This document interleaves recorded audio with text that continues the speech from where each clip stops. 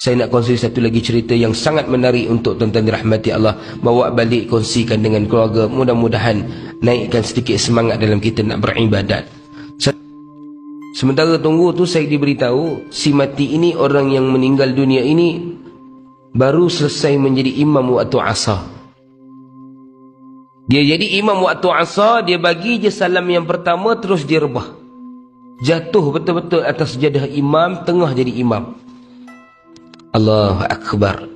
Saya ternanti-nanti orang yang baik ini. Sampai saja dia tuan-tuan, saya terus tengok dia. Tengok dia dalam keadaan yang baik. Pihak forensik terus masukkan dia dalam bilik bedah siasat. Saya terus pergi ke tempat mandi, tuan-tuan dirahmati Allah, ambil kain, nak potong kain, nak sediakan untuk dia.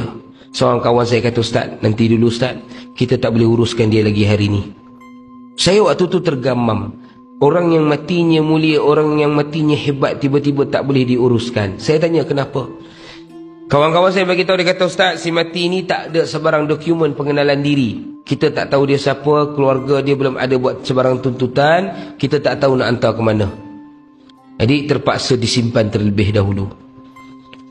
Jadi tuan-tuan dirahmati Allah, saya waktu tu terpaksalah merelakan. Sebab tuan-tuan kena faham, kalau tak ada urusan, tak ada maikat ni tuan-tuan, payah nak dapat lubang kubur, payah. Terpaksalah dengan hati yang lara, hati yang sedih, terpaksa tinggalkan si mati, masukkan dalam drawer, simpan. Saya tunggu sehari, saya tunggu 2 hari, saya tunggu 3 hari. Seminggu berlalu, tidak ada sebarang cerita. Daripada seminggu naik ke sebulan, tidak ada sebarang cerita. Dari sebulan naik ke 2 bulan, tuan-tuan dirahmati Allah.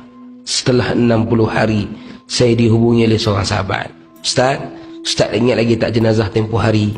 Okey, kita dah dapat pengesahan, kita dah ada keluarga yang datang tuntut, kita dah ada dokumen semua. Ustaz boleh datang kalau Ustaz nak urus jenazah. Kalau tak, saya panggil orang lain.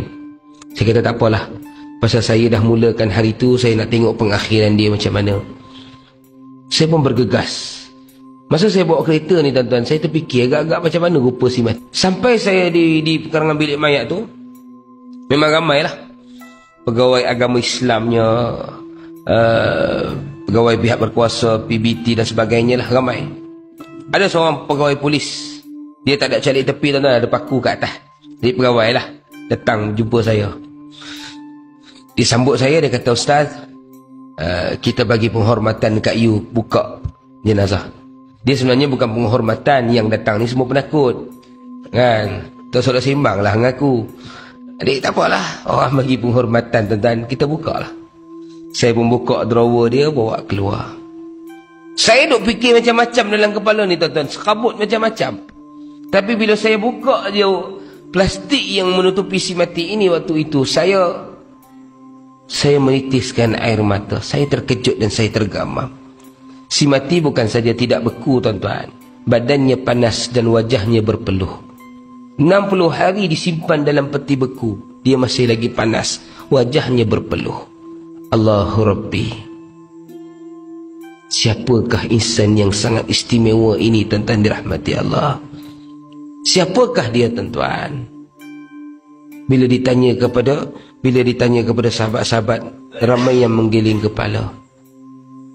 Dia kata, "Ustaz, tanyalah seorang tu rapat dengan dia Ustaz." Saya pun mandikan dia, selesai mandi kafan. Saya bagi penghormatan pada kawan-kawan dia, nak tengok, nak cium ke sebagainya tuan-tuan. Tengah-tengah saya bagi penghormat, tengah-tengah saya bagi peluang, tiba-tiba saya dengar suara orang menjerit. Subhanallah, Allah, subhanallah, macam-macam bunyi. Saya kata, sudah, ni Syiah ke apa ni? Saya pun lari patah balik tuan-tuan. Saya tanya, kenapa bising-bising ni? Dia kata, "Ustaz, tengok tu Ustaz." Di dahi si mati keluar kemerah-merahan satu perkataan ataupun kalimah yang kita kenali sebagai kalimah tauhid. Alif lam lam ha. Allahu Akbar. Saya waktu itu menangis, sekali lagi saya peluk si mati. Siapakah dirimu wahai sahabat? Siapakah dirimu wahai sahabat? Saya cium dahinya berkali-kali.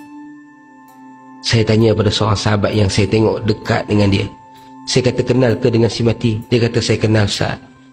Si mati ini waktu umurnya 11 tahun dia jadi anak yatim piatu.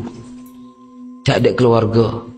Jadi pondok ambil dia jadikan sebagai anak angkat pondok. Sayalah yang berkawan dengan dia daripada mula dia masuk sampai hari ini.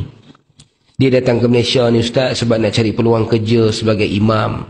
Dia baru 2 hari jadi imam di tempat tersebut. Kami pun tak tahu. Sebab hari itu kami sama-sama dalam satu jemaah datang ke sini. Tujuan kami datang hari itu nak berdakwah. Tiba-tiba dia tak nak balik pasal dia nak jadi imam. Dia ditawarkan jadi imam. Jadi Ustaz, sejak saya kenal dia daripada umur 11 tahun, dia ni susah dan sukar untuk tinggalkan solat malam. Dan antara solat malam yang menjadi rutin hidupnya adalah solat sunat tasbih. Allahu Akbar. Bila saya dengar tuan-tuan, lagi menitis air mata. Mulianya hatinya, mulianya dirinya tuan-tuan, menjadikan solat-solat tasbih itu sebagai amalan harian. Cuba kita tanya diri kita tuan-tuan, setahun berapa kali kita buat solat-solat tasbih? Agak-agak dengan amalan yang kita tidak seberapa ini, bagaimana kita nak bertemu dengan Allah? Mudah-mudahan tuan-tuan, sedikit suntikan cerita itu dapat memberi satu gambaran yang baru kepada tuan-tuan untuk bersedia dan melakukan persediaan ketika nak bertemu dengan Allah kelak insya-Allah.